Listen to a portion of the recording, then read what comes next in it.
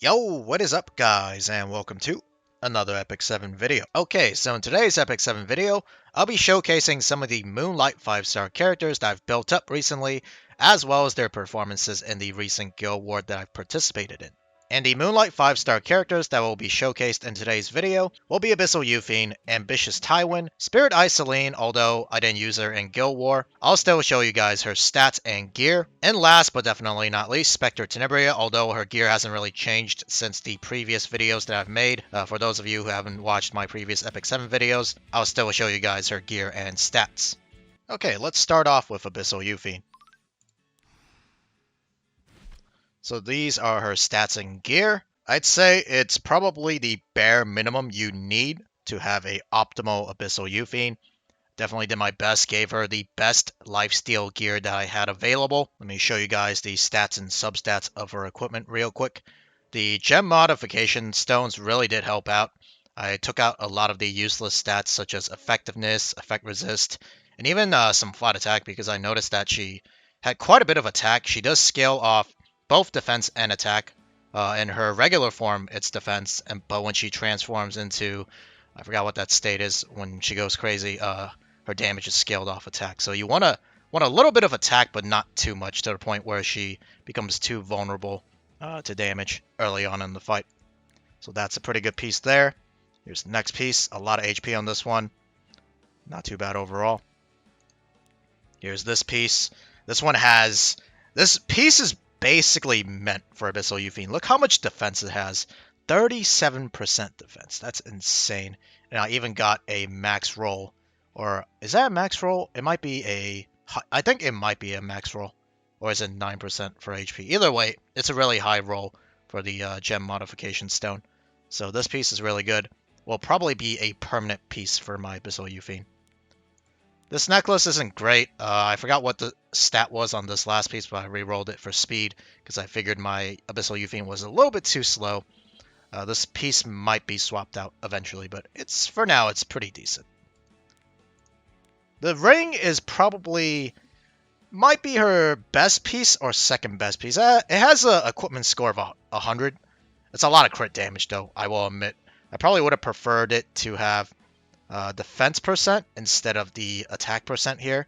Like I said, I think my Abyssal Euphine has a little bit too much attack and not enough bulk. She is at 2,000 defense. You don't really need too much more than that anymore. It just gives her a little bit more damage and durability in her early phases of the fight. Ideally, you want more HP and some more crit damage to boost her damage overall. But yeah, this piece is pretty solid. It might actually be my best piece. Yeah, it might be. The boots are pretty good as well. I believe for this piece, I swapped out flat attack for some HP. Like I said, I needed more bulk on my Abyssal Euphine. She actually had like around a little bit under 14k HP, but with all those gem modification stones, I got her to around 15k HP, which is still low. Ideally, I want her around 17k HP. Compared to some of the higher end Abyssal Euphines I've seen. But that's also because my artifact is only at plus 15, so she's missing a lot of base stats from this. Obviously, what do you call it? Elber's Ritual Swords are not easy to come by, and I don't even have a single copy of, what's that other artifact that's good on her? Noble Sacrifice, but you need that at plus 30 to guarantee the revive, and since I don't even have one copy, there's no way that's going to happen. Alright, and that's it for my Abyssal Euphine. Alright, next is the pretty boy, Ambitious Tywin. He only got used once in the Guild War, and you'll see what ends up happening. But overall, I've had a lot of success with him in arena fights. He comes in clutch against certain enemies or opponents, specifically characters like other enemy Abyssal Euphines, because her skill 1 has the attack down, and she's going to hit everyone, so proc Ambitious Tywin's skill 2, or his passive. It causes him to become enraged. Bellion is another character I like to bring him into just because of the AoE and her debuffs that once again will trigger his S2. And he's okay into Summer Breeze Lulica, which I've been having a lot of trouble fighting recently because I used to run Meteor Kawaric quite often, and she's pretty much a direct counter to him. But Ambitious Tywin can somewhat deal with her. Sometimes the silence goes off and then he's not able to skill 3. but he does get enraged quite often, and he doesn't have any non-attack skills that can trigger the Ocean Breeze. Look, I believe I said Summer Breeze, whatever. You guys know what I mean. These are his stats. His gears, not the greatest. I even have some tier 75 and tier 78 gear on him, but here you go. Here are the substats and whatnot. Yeah, it's okay. It's not the greatest ambitious Taiwan out there, but it'll get the job done. Well, he's been getting the job done. And then for his artifact, I have him on Aureus, the highest level limit broken Aureus that I currently have, just because I wanted the extra bulkiness on him. He is definitely squishier or a lot less tanky compared to the other knights I have, such as Fallen Cecilia and Unbound Arrowwell. So yeah, he definitely needs the extra HP and base stats. That's why I gave this one to him instead. Okay, next is my Spirit Eye Selene, and you guys will see very shortly why I didn't bring her into the Guild Wars. And that is because, as you can see, based on her stats, she's not really geared really well. Abyssal Eupheme basically took all the best lifesteal gear I've had on my account, and then I try to put the second hand lifesteal gear that I had available, and I was expecting to get her crit rate, which is at 90% right now, up to close to around 100 after I quote-unquote reforged some of the tier 85 gear that she has currently. But little did I know, or I forgot at least, this isn't gear I got from Banshee. This is the free gear you get from clearing some of the stages or floors in Abyss, and this gear cannot be reforged. So after the unequip event ended and I slowly realized that this gear was not capable of being reforged, I was like, oh crap, I got to, this gear is kind of just stuck on her unless I want to spend a bunch of gold to fix it. So yeah, I'm going to have to fix her gear whenever I get the chance and have another free unequip, either event or one of the free unequipped things you get from the events in the events tab. But yeah, let me just go over her gear real quick. Definitely not the greatest. Well, it would be pretty decent. Like, the substats here are pretty solid if you could reforge this tier 85 gear. The equipment score would probably go up to around somewhere like 92, 93, maybe even higher than that, which is pretty solid gear in my opinion. This necklace is really good. If I could form a two-piece penetration set on her, she would do a lot more damage than she currently does. Currently, I don't really use her anywhere. Like, I tried her out in a few arena fights, and most of them didn't end up really successful. Artifact, she has a Dust Devil, almost fully maxed. I am currently low on Artifact Charm, so this is going to have to wait. And I don't even have her properly equipped, so I don't see the point of maxing it out.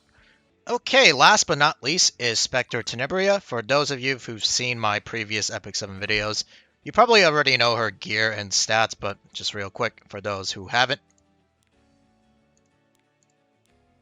she probably has the best gear in terms of just equipment score out of any character on my current account. And of course, she's on Tagahel's Ancient Book, fully maxed out. And some of you guys probably have already noticed the Moonlight Bellona as my profile picture in the top left. Yes, I picked Bellona or Moonlight Bellona as my Headhunt 5-star Moonlight hero. Let me know in the comments below who you guys picked. I feel like this is one of the better Moonlight 5-star characters that you can choose. The other Moonlight 5-star character I had in mind and was debating over was Lionheart Sirmia. However, I didn't choose her because she's actually been released for a while already, so there's a high chance that she'll appear in one of the Moonlight or Mystic rotations, so I can just pick her up from there. Versus Moonlight Bellona, she hasn't been out for at least a year, so I don't think she's going to appear in those rotations, at least not for another couple of months. Alright, so this is the guild we're fighting, Haven. Apparently in the previous season they were ranked 73, and this looks like a very old guild. They were founded in 2018, pretty much when the game was released, or close to it. I don't think we're going to win this guild war. Compared to them, our Havoc is only at 3,660. They're at 5,780. And our Stronghold is already under attack, so yeah. We're probably not going to win this guild war, but I think I did a pretty decent job in my attacks. My defense, I haven't updated my defense in a while, so we're not going to go over that. Yeah, that's for sure. Alright, so we start off with the first Guild War fight. And of course, Zio's going to start off his turn with his skill 3. This is going to push back my Mediator Kawarik and silence him, but that's perfectly fine. He'll still be able to use his skills. Here I'm determining who I should skill 3 and stun. Look at the turn order. I ultimately decided that Zio is probably the best target, as I don't want him taking his next turn and dealing tons of damage to my team. For Senya, it's fine for her to ultimate here or use her skill 3 because I can just cleanse off the Provoke and Blind with Kawarik's skill 3 later on in the fight. And whether or not she provoked Yufine or not, Yufine's going to attack everyone anyways because their skill 1 is an AoE. So I figured that didn't really matter too much. Like I said, here's Meteor Kawarik's skill 3 to cleanse off all the nasty debuffs. So Yufine will use skill 1 and hit everyone. I already procced his Kayron's Immortality. Apparently his Kayron's quite squishy. Either under geared or maybe not even geared at all, I'm not completely sure. But here's a skill 3 onto Kawarik. Does a decent chunk of damage, but we're still good to go. Here I'm deciding who I should use the skill 2 on, whether it's Senya or Zio. I can finish off the Kayron anytime. I decided ultimately to go after Zio because I wanted to get the attack down just in case he ends up taking his turn later on, and I don't have to really focus on Senya yet. At least not yet. And here we're going to hit, what do you call it? Zio as well, I believe. Even though Senya is about to take her turn. No one can really get provoked either because we all have the immunity buff. So there's Senya with her basic attack. Smacks Kawarik. Now we decide to finish off the Kayron. Still don't have skill 3 yet on Yufine, so we're forced to attack into Senya, but it's perfectly fine. We have the immunity buff. And, what do you call it? So Yufine's quite tanky, so we'll be alright. We ended up stripping all her buffs. So we're good to go. Get some counterattack here. And now it's just Senya versus the 3 of my other teammates. Should be pretty easy. I'm sensing corrupt energy. Alright, now we go for the skill 3. Arrowell to stun the Senya. Not that it really matters. I don't think her skill 3 is up anyways. Alright, here we go. Here's Yufine skill 3 for the trauma form or buff. And here we go for Kawarik's skill 3 just for the extra attack. Probably didn't need it though.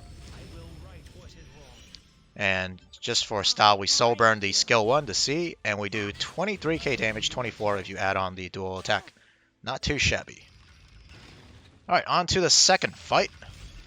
Alright, here I actually spent a very long time deciding on who I should target with Falconer Clarice's skill 3 soul burn. Because if I target Violet or Remnant Violet and kill him off, what do you call it? Row of Light's just going to bring him back, and it's not like Destina where if Destina brings back Remnant Violet, you can just finish him off again because he gets revived with not full HP. Like it's about like a quarter of his HP, and he also doesn't get invincibility. So ultimately, I decide we should target Ruel here. But the issue is here that that Violet has a giant shield and an evasion buff from the Fallen Cecilia, or at least the barriers from Fallen Cecilia. So we go for it here and see if we can finish him off. Surprisingly enough, my Zahak does about 8k, and it actually is enough to finish off the Remnant Violet, which is really interesting. Either Remnant Violet has really like low defensive stats. Yeah, that's probably it, because my Zahak isn't like super well built or anything. He's probably about, on average, what you would expect from a averagely built Zahak. So that really surprised me, because a lot of times when I fight like Savior Aiden, and they either have Fallen Cecilia or mostly Unbound Arrowell, the skill 3 sometimes actually from my Zahak doesn't deal enough damage to finish off the Aiden, especially if they have like a barrier on top of Escort buff from Arrowell, or even sometimes anti-crit when they're paired with Navy Captain Landy. So that really surprised me. Finally, there goes Fallen Cecilia. And that's the first fight. Alright, on to the second Guild War fight. First fight, we're up against Navy Captain Landy, Sharoon, and Arrowell. I decided to hold off on the skill 3 here, as I know Sharoon is going to probably end up stripping my buffs and applying Venom. So we just go for his skill 2. Here we go for the skill 3 on Navy Captain without the soul burn because I want to try and 2-turn kill this Navy Captain Landy here. Got lucky with the first hit with the crit.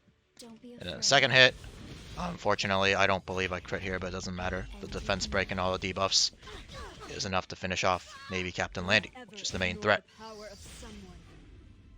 Right, so then he decides to stun my... Oh, actually, he didn't even get the stun. Okay, never mind. Okay, here's Sharoon's skill 3.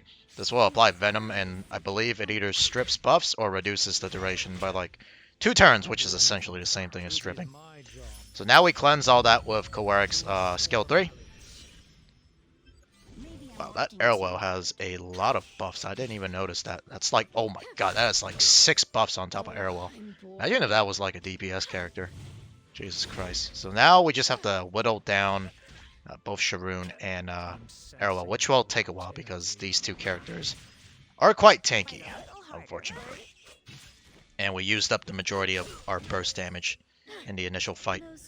And apparently Sharoon's skill 3 is up again. I don't know how. That was like 2 turns or something. There must be something in her kit that reduces her skill cooldowns. Either that or her skill 3 cooldown is just on a very short cooldown for some apparent reason. So yeah, now our entire team has Venom, which is annoying, that deals max HP damage, I believe, based on the character. And apparently, I'm not sure if Sharoon has injury in her kit or if it's on an injury set, but my team's getting some injury damage as well, so it's not looking too good, but obviously we should be fine. I mean, it's just chip damage compared to what we have. So now Falconer Chloe's skill 3 is up. I'm trying to decide who I should put it on. I think ultimately I choose Sharoon, but unfortunately we only got the provoke, not the defense down. I could have soul burned it. I wasn't sure if Sharoon was built on effect res. It seems like she has some, at least a little bit effect resistance, because my Falconer Chloe does have some effectiveness, about 100. So if Sharoon didn't have any effectiveness or effect resist, then it should have landed both debuffs. Alright, goes for the stun again on my Kowarik. Lands it this time. Maybe I'm working too hard. Yeah, now we just gotta cycle around until probably Tenebria's skill 3. That's the only way I think we're gonna finish off these two, because they are very, very tanky. Very tanky. Checking the skill cooldowns. Apparently, Sharoon's skill 3 is up again, so we gotta be careful there. I try to strip, double resistance. Most Arrowwells are built on a decent amount of effect resist anyways, so it makes sense. I think I hold off on the skill 1 here because I know Sharoon's skill 3 is up. She's just gonna strip all the buffs, or reset the buffs, whatever you want to call it. Just cycle around onto Tenebria. Do her skill 1 again. Arrowwell's almost down, but they do have some healing. So there's the skill 3.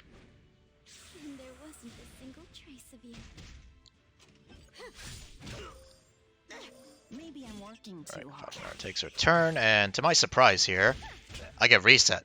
You saw that little 1-turn increase? I did not know. I'm not sure. I think it's on her skill 1 or maybe skill 2 or passive. I don't know. I didn't read her entire kit, but she apparently has a skill cooldown reset, sort of like Lua.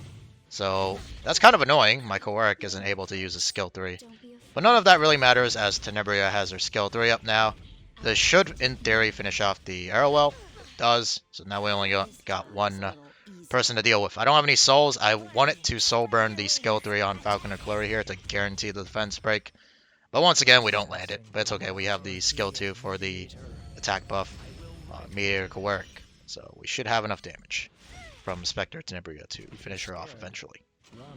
This fight took a little bit longer than I'd like, just because of how tanky they were. In fact, I only have one damage dealer, which is Spectre Tenebria. I get the lucky dual attack, speed things up a little bit. Alright, on to the second fight. Alright, once again, another Zeo. He's going to take his turn first, push somebody back, probably my Arrowwell. I ended up resisting, so that was pretty nice. Here I'm deciding who I should stun, whether it be Zeo or probably Shu. I saw Shu was coming up next in the turn order. I was like, I don't want to deal with this rat. Absolutely not. So I said to myself, we're gonna stun the rat, and then Zeo, he can take his turn. It's fine. We have Roana, so a lot of the extra attack damage that he deals will be healed up. Same with Mercedes. I don't really consider her a threat just because of Rowana being here. Rip the Rowana skill 3. Don't be greedy. Sometimes I do end up losing one of my teammates or allies. Sometimes when I try to hold off on the skill 3 on Rowana, I've learned the hard way. So as long as they don't have like a buff strip or anything, I usually pop the S3 whenever I can. It gives a shield anyway, so better safe than sorry. Alright, and here we ended off killing the, or not killing, but we proc Mercedes revive thing. There's Zio with his extra attack, does quite a bit of damage, but Rowana, like I said, heals up a little bit of it. Another dual attack, and Mercedes is dead. Yeah, she's gone. Alright, so now we got Shu and what do you call it? Zio to deal with, but Abyssal Euphem's skill 3 is already up, so this fight is all but done. Oh, we do. The rat does counterattack, but doesn't get the other counterattack. Would have been scary. Kill off the rat, because nobody likes her. Even people who use her on defense don't like her. Or don't like dealing with her. And we finish things off with a nice counterattack. That was a quick second fight compared to the first one. Alright, last and final Guild War fight. I believe I made a bit of a misplay on the second half of this fight. You'll see shortly once we get to it. Might have been a misplay or just bad RNG. But for the first fight, we're up against Captain Landy, Savior Aiden, and Arrowell. Pretty standard defense team. Pretty meta team currently as well. Here, I'm deciding on whether or not I should Soul Burn or use skill 3 on either Aiden or Navy Captain Landy. Because both are huge threats. I believe Navy Captain Landy is probably more of a threat to my team because with Aiden, even if Zahak isn't able to kill her, I can at least chip her down with Spectre Tenebria as a skill 1. So we go for Navy Captain Landy here. Skill 3. We buff up Tenebria, and now we send the skill 3 into Aiden. And like I said, in a lot of cases here, she's got barrier, she's got anti-crit. We did get lucky with the crit, but we don't finish off the Aiden. So here, we Soul Burn, finish off the Aiden. We actually got really lucky here as well, and we crit. I think it would have finished off Aiden regardless, even if it didn't crit. We send it here into Landy. Unfortunately, this does not crit, and she gets off the counterattack and the salvo, so yeah, this is going to hurt. Tenebria is basically almost dead. We have to pray that on her next basic attack she doesn't land a salvo, which will probably finish off my Tenebria. And if it does, then we lose. Get lucky here. She didn't proc the counterattack either. Here, I decide to Soul Burn and try to finish off Landy. We don't. This Landy is quite tanky compared to most of the Navy Captain Landys I've fought. She's still not dead. She's still alive. I'm like getting really nervous here. I was like, do I attack her with Falconer? Because she does have a defense buff. I do, and she still doesn't die. She still doesn't die. It's quite crazy. Yeah, it took like how many hits? Like an extra 3 or 4 hits on the Navy Captain Landy before she finally went down. Granted, I didn't land I don't think I landed a single crit on her. But I mean, it is Navy Captain Landy with a built-in anti-crit, so it makes sense. Alright, all that's left is Arrowell now. She's basically almost gone. And we still have all 3 of our units, so we should be alright. That didn't even break the shield. My god. What a tanky team. Right, go for the buff, and we finish her off with style with the skill 3. I guess I did get a little bit lucky on the first half with the 2 crits on Aiden, but then all the misses or non-crits on Landy were kind of annoying. Alright, here's the second fight. We're up against Conquer Lilius, Bellion, and Apoc Ravi. And this is the first fight where I actually bring in Ambitious Tywin. I don't opt for the skill 3 because we don't have the rage buff. And I know Bellion at some point is going to proc the rage buff on Ambitious Tywin, so I can pretty much get a, not guaranteed, but a better chance of landing both the stun and defense break on the characters or the enemy. So here's Bellion's skill 3. It's going to hit and enrage Tywin. Unfortunately, he's provoked, so he won't be able to use the skill 3. And there's Apoc Ravi's skill 3. Does quite a bit of damage, but not enough. I believe that's... Okay, so this is Abyssal Euphem's turn. I believe that is a injury Bellion. And it seems like it's also a injury Apoc Ravi. So we go for the skill 3 here on Ambitious Tywin. And we get quite unlucky. We get a stun on all of them, but none of them got a defense break. So I actually care more about the defense break. If I got a defense break on Apoc Ravi here, we probably would have just finished the match here. Because now we have Abyssal Eupheme skill 3. And with a defense down on Apoc Ravi, I'm pretty sure I'm able to kill her here. But without a defense down and the fact that I took 2 counterattacks on 2 injury units, if you look at Abyssal Euphem's HP and max HP, she's already basically dead. Like, she's really low HP here, and I don't go for Apoc Ravi because I know even with 2 hits, it's a proof of valor Apoc Ravi. I don't think we're killing her without a defense break. So instead we kill the Conqueror Lilies. Get a free kill there. And then see Apoc Ravi's attacking again, and there's even more injury on my Rowana. Now we go for Bellion because I don't want to risk getting counterattacked by Apoc Ravi. That actually is going to hurt and proc more injury.